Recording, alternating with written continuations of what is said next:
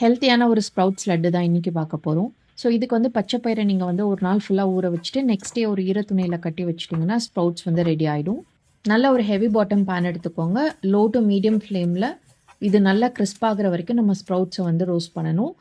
நாக்கு வைக்க காட்டியிருக்கேன். பட் அதுக்கு வந்து ஒரு 25 மினிட்ஸ் நீங்க கைவிடாம நல்லாவே வந்துட்டு ரோஸ்ட் பண்ணணும்.